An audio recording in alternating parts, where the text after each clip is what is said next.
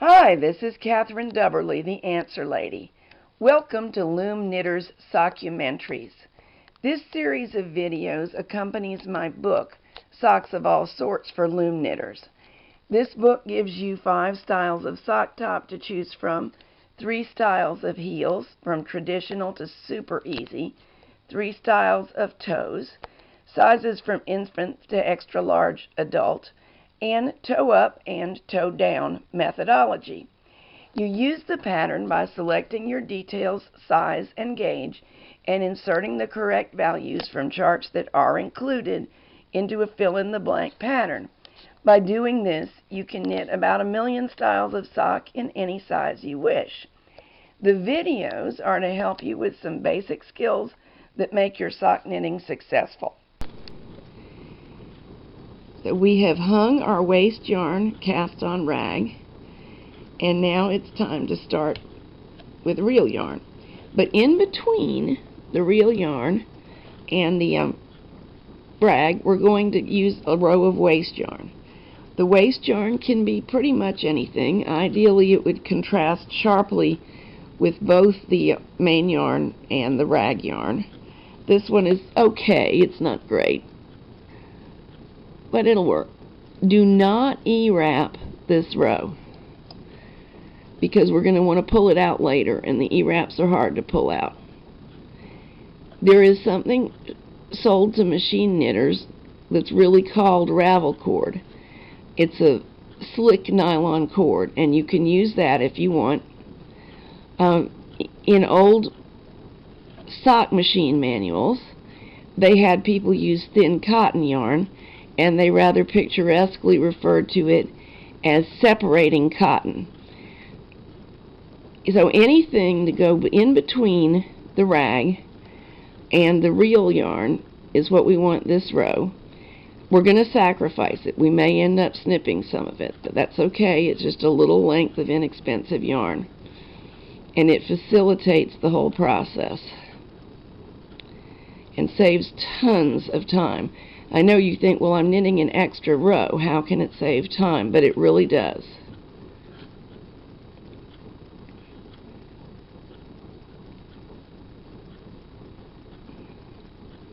All right. Come on now, behave yourself. The very last stitch is always the toughest, isn't it? Give everything a tug down. Now, this loom, as I've said, is new to me, and one thing I've discovered is using what I like to use, the U-stitch form of the knit stitch. I'm going to act it out, though we don't need another stitch here.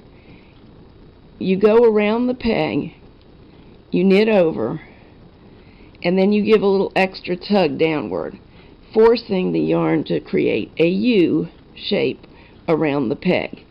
The flat stitch doesn't involve that pulling down and is smaller and tighter.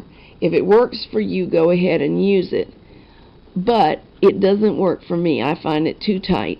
And a lot depends on your personal knitting style. So the fact that it doesn't work for me does not indicate it won't work for you. Just keep it in mind. Use the one that works best for you. There's also a version of the knit stitch which comes out looking just exactly like the U or the flat stitch. And some people like it better. I don't like it at all, so I don't demonstrate with it. But if that works for you, feel free. The knotted stitch is the very first stitch.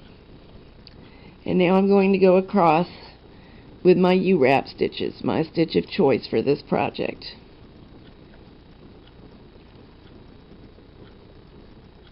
Whatever knit stitch you like, use it. And even though I've said that I don't like the E-wrap stitch for socks because I feel it under my feet, you may not feel the same, and I'm not the boss of everything. You can do what you want to do. But this is the one I like. When I am not on camera with the camera between me and my work, I sometimes find that as I get used to a loom, I can put the yarn like so and knit over and let it slide and knit and let it slide. Oh, it's working for me even with these obstacles. This is considerably more efficient, as you can see. I've already started getting used to this loom. There's one of those cases where that yarn would like to split.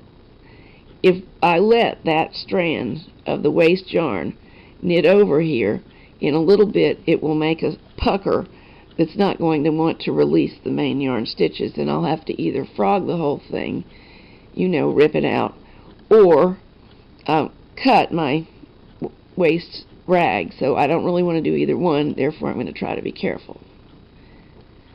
Now we're still working on only half of the stitches that we will eventually use for the sock. And I want to be absolutely clear about this.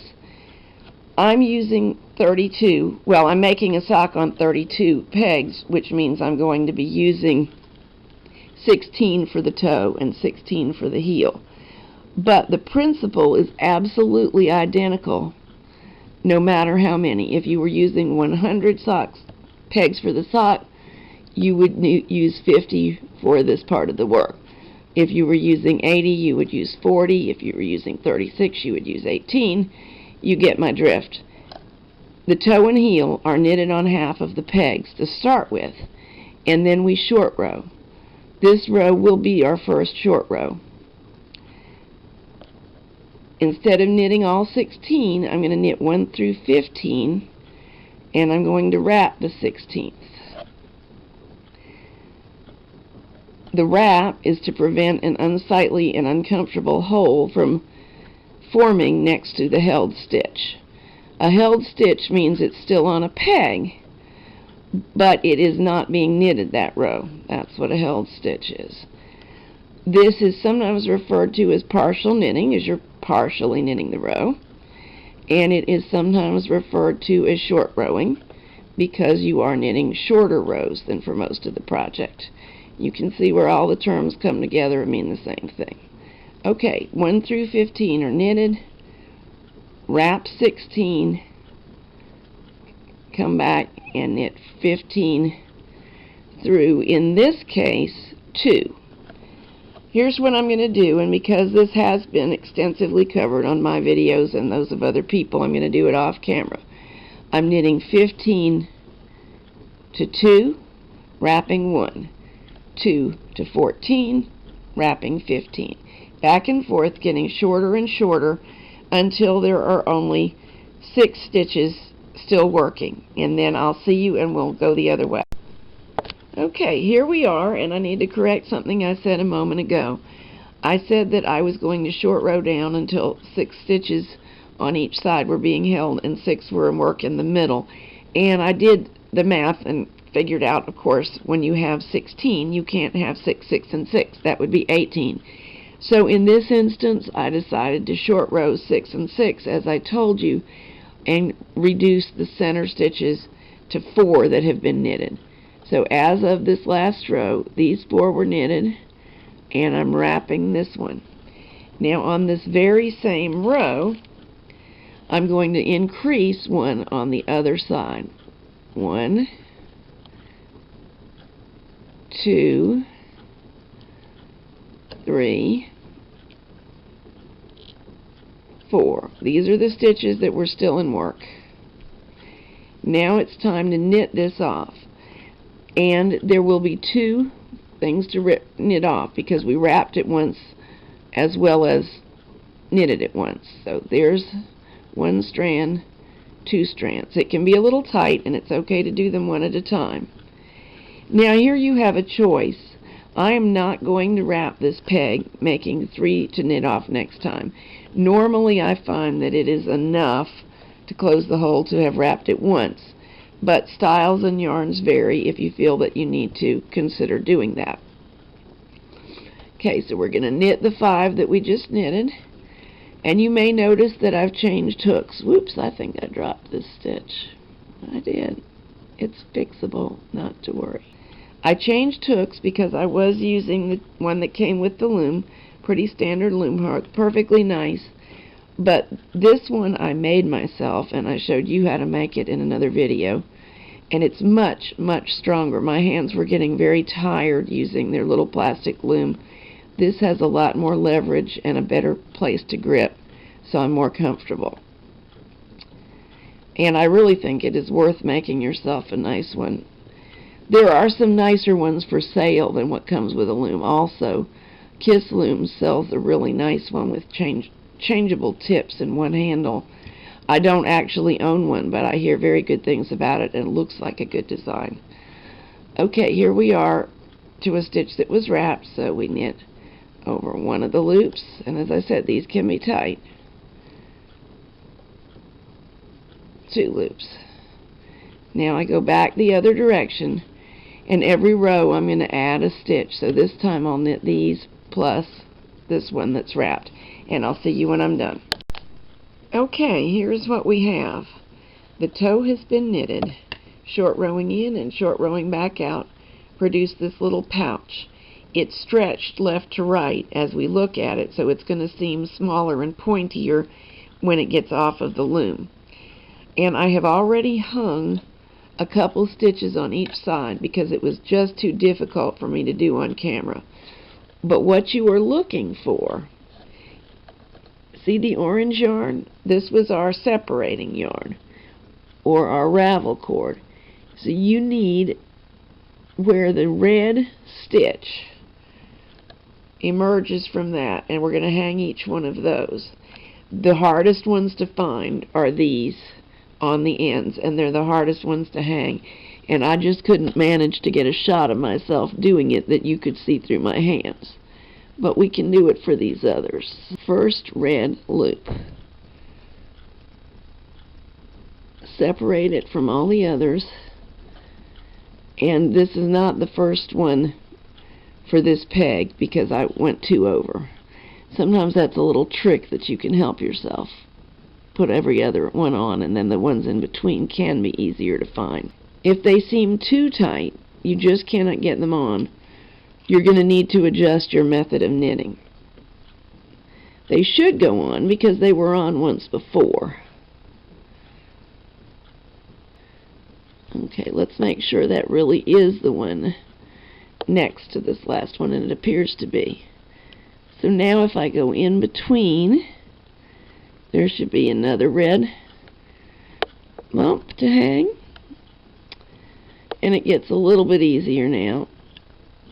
There's my first row of red. You don't want to skip a row because that will make some sort of a strange loopiness on the top of your sock. Actually, this can be either the top or the bottom of the sock. Traditionally, all seaming is done on the top of a sock.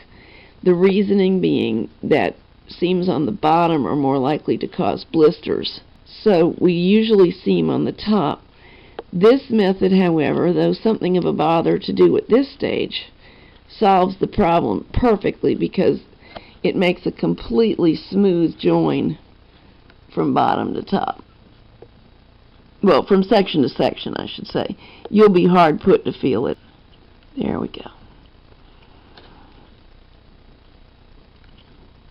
And one more will get it. Now, there is really no need right this minute to do anything about this waste yarn. My advice is to go ahead and knit a few rows before you bother with it. Here's the working yarn.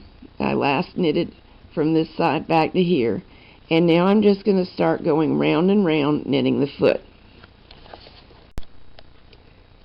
Let's look at the toe-up sock made on this little loom from Authentic Knitting Board. I did this one a little bit differently. I started in waste yarn. I did use the E-wrap stitch so that it would be loose and stretchy and knit up quickly. And this particular loom, and on many, the work doesn't drop down where you can get a hold of it for at least 2 inches. So that is the absolute minimum amount of waste yarn that you want to knit. A little bit more doesn't hurt. In this case, I did not bind off and make a cast-on rag. I just changed to a piece of waste yarn of another color and knitted a row. It is important that that knitted row not be E-wrapped. It's going to be much harder to get it out later if it is E-wrapped. So that is knitted in ordinary knit stitch of some kind. As you know, my favorite knit stitch is the U-stitch, and that's what I did. So now I have completed my toe. The short rowing process is done, and you know how to do that. and it's time to hang the toe. So I've got to push the edge that has the waste yarn up where I can get to it. Try to get everything out of the way except what I want. In this case, I think I'm going to be able to hang it all the way around so you can see. Here is the working yarn. There's the first stitch that I've been working on. There's the first held stitch. So let's put it on this peg. And there's the next held stitch. There are a couple of things going on here, because I'm sure you're noticing that I'm having an easier time than I did on the loom with the wire pegs. I don't think the wire pegs have a great deal to do with it, but I do think that the closeness of the sides on this loom does have something to do with it. There's not much distance here, so I'm not having to stretch my work across very much.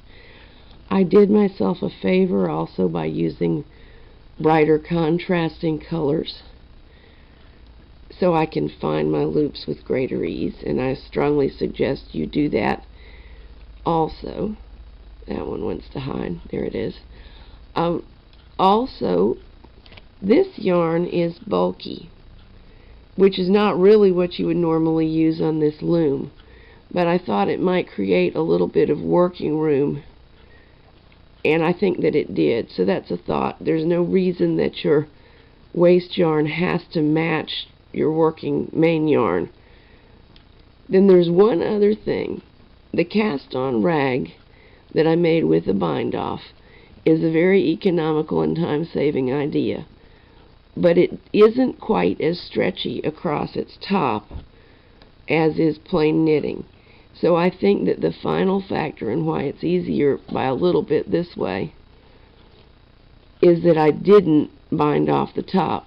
I don't have to waste the beige yarn. I can always rewind it and reuse it. Over here it gets tricky. Let's see, that's a stitch. But I will have to reknit it unless I save the stitches on something. Have a look at this. I got over here and I was a stitch short, and I'm digging around and digging around. There is not a spare stitch in there.